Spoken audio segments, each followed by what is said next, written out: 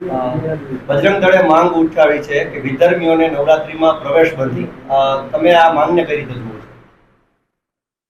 બજરંગ દળ એ વિશ્વ હિન્દુ પરિષદ આપણી સંસ્થા છે, પણ આ નવરાત્રિમાં આ વસ્તુ શક્ય નથી એટલા માટે કે હજારો લોકો આવતા હોય છે, ટૂંકા ગાળાનો સમય હોય છે અને કાયદાકીય રીતે પણ પ્રસ્થાપિત ન કરી શકીએ અને સામાજિક રીતે પણ સામાજિક વાતાવરણ બગડે એવી વાત નવરાત્રિ ટાઈમે હર વખતે કંઈક ને કંઈક આવતું હોય છે.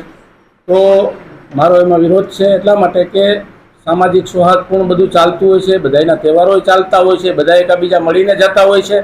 માના ગરબા રમવા વિધર્મીઓના દીકરીઓ પણ મારી અહીંયા આવતા હોય છે અને એ રમતા હોય છે, માતાજીની ગરબાને આરતી કરતા હોય છે મારી સામે.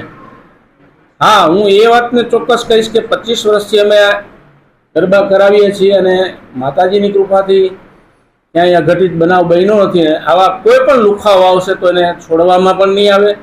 જે કાંઈ ચાલે છે એ વ્યવસ્થિત ચાલે છે અને આવા લુખ્ખા જે છે કે બેન દીકરીઓની છેડતી કરી ન જાય એનું પૂર્ણપણે ધ્યાન રાખવામાં આવે છે. અને આપણી બેન દીકરીઓ છે એની ઉપર આપણે પૂરેપૂરો વિશ્વાસ ને આપણા સંસ્કાર હોવા જોઈએ.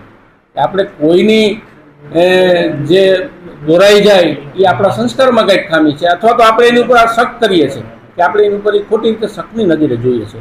આપણી દીકરીઓના આપણા સંસ્કારને આપણે વિશ્વાસ છે અને બાકી જો કોઈ ખોટી રીતે આ લાઈન ક્રોસ કરવાની કોશિશ કરે તો એને છોડવામાં પણ નહીં આવે એવું મારી વાત છે.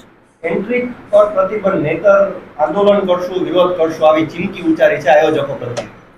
એન્ટ્રી પર પ્રતિબંધ એટલા માટે શક્ય નથી કે 2-3 કલાકની નવરાત્રિમાં હજારો લોકો આવતા જતા હોય છે, તો એ વ્યવસ્થા થઈ ન શકે અને એ માહોલ બગાડવાની વાત છે, એમાં અમે સહમત પણ નથી. લવ જેહાદની વાતને લઈને આ વિરોધ છે કે કોઈ અહીંયા મુસ્લિમ દીકરો આવે અને હિન્દુની દીકરીઓ સાથે ગેરવ્યાજબી રીતે વાત કરે, નજર એવી રાખે, એનો આ મામલો છે. જો ભાઈ, હું આમ તો ક્ષત્રિયનો દીકરો છું, કદાચ નવરાત્રિનો હોય ને એમ કાંઈ હોય પણ તોય મારી ફરજના ભાગરૂપે હું સમજું છું. આટલા 25 વર્ષથી હું કરું છું તો અમારામાં મેં પહેલાં જ કીધું કાંઈ અઘટિત બનાવ ન બને પૂરેપૂરી કાળજી લેવામાં આવે છે અને આવા લોકોને તો બિલકુલ છોડવામાં ન આવે. એમાં નવરાત્રિ કે હિન્દુ મુસ્લિમ પણ ન હોય. મારી દ્રષ્ટિએ જે ખરાબ માણસ છે એને પૂરેપૂરા ભરી પેવા માટે અમે તૈયાર છીએ.